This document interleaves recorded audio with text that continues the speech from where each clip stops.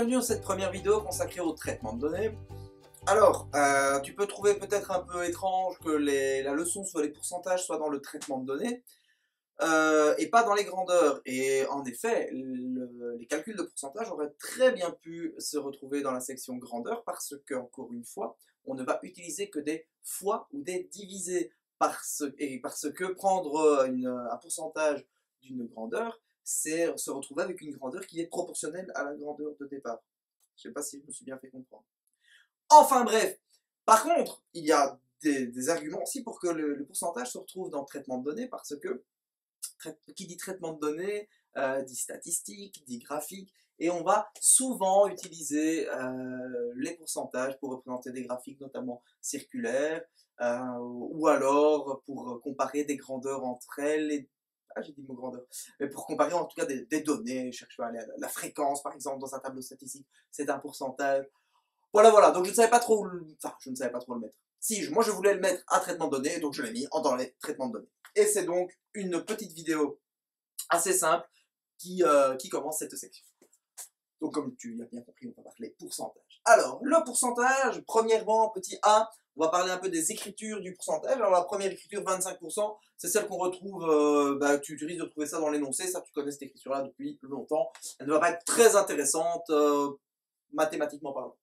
Là où ça va être intéressant, c'est cette écriture-là et cette écriture-là. L'écriture fractionnaire va être intéressante quand on devra prendre un pourcentage un peu complexe, parce qu'en fait, on va devoir, par exemple, multiplier par un pourcentage, et ça va être multiplié par une fraction, et ça, nous savons faire, on sait le faire, parce qu'on a vu, tu as très bien travaillé sur ton chapitre sur les fractions.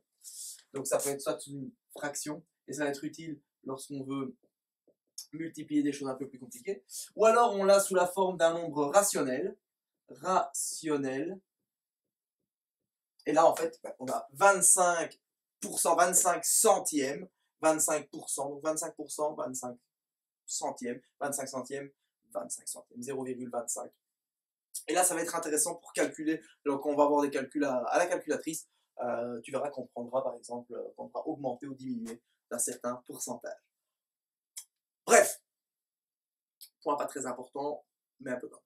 Deuxième point important, le fait de calculer. Quand je veux prendre par exemple 25% de 300, alors là, on peut utiliser deux méthodes, soit la méthode avec une fraction, et là il suffit d'écrire 25 centièmes, 25 sur 100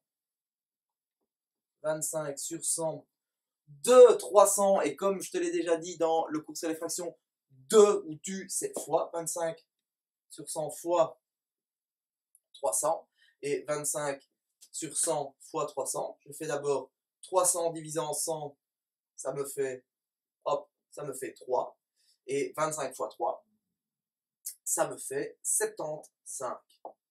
Okay, donc là, on voit l'utilité du pourcent comme écriture fractionnaire. Ou si tu as droit à la calculatrice et que tu es un peu trop feignant pour calculer, je peux comprendre, moi pas, j'adore calculer, mais bon, moi je suis malade dans ma tête. Tu peux aussi utiliser le fait de faire 0,25 fois 300, parce que 25%, tu sais que c'est 25 centièmes, et 0,25 fois 300, tu pianotes sur ta calculatrice, et ça va te donner aussi 75. Quoique tu peux le faire mentalement. Hein. Tu fais 3 fois 0,25, ça fait 0,75. Tu recules ta virgule de 2 rangs, ça fait 75. Mais bon, parfois, si tu dois prendre 32,4% de 173, voilà, calculatrice, on va utiliser cette technique-là. Ok.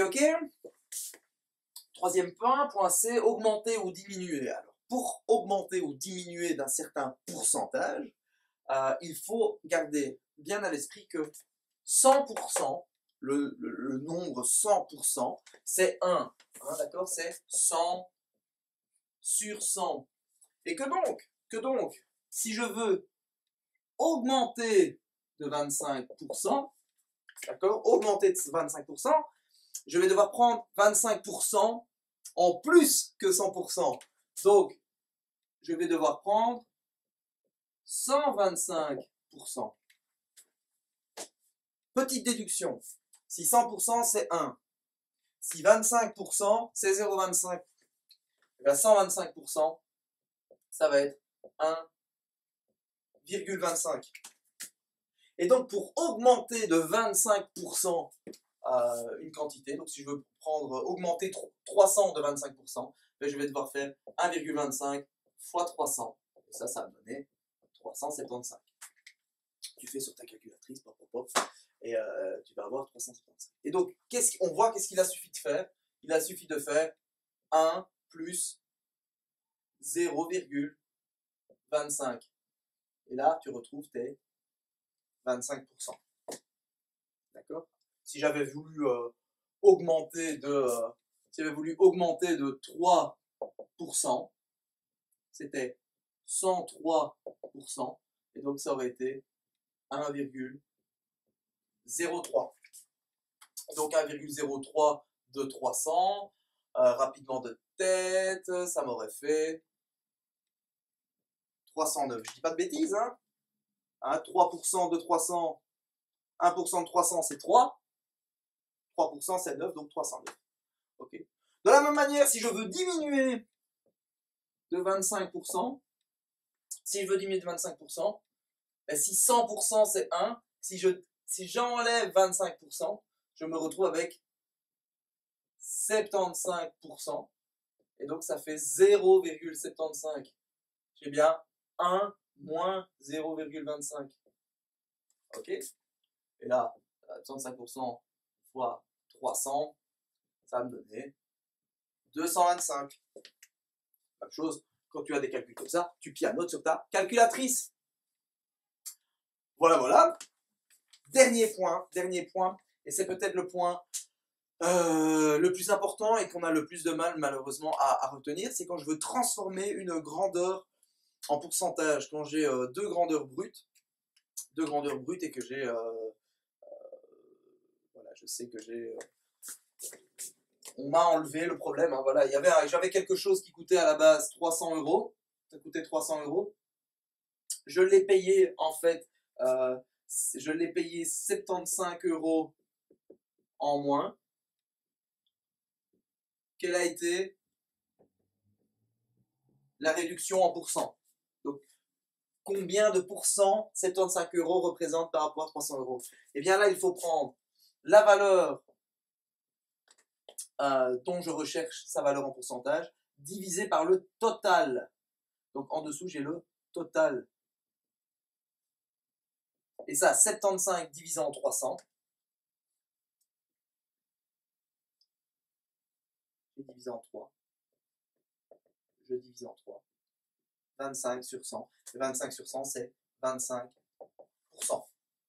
Tu aurais pu aussi décider de prendre ta calculatrice et de pianoter 75 divisé en 300. 75, parce que 75 sur 300, c'est ça, 75 divisé en 300. 75 divisé en 300, ça t'aurait donné 0,25. Et 0,25, tu sais que c'est 25%. Voilà, tu n'hésites pas à faire 1000 exercices, des milliards d'exercices, tu ne fais que ça jusqu'à la fin de ta vie. Non, je déconne, tu en fais quand même quelques-uns, mais tu ne passes pas ton temps à ça parce qu'il y a des choses bien plus importantes que les pourcents dans la vie. À très bientôt pour la suite.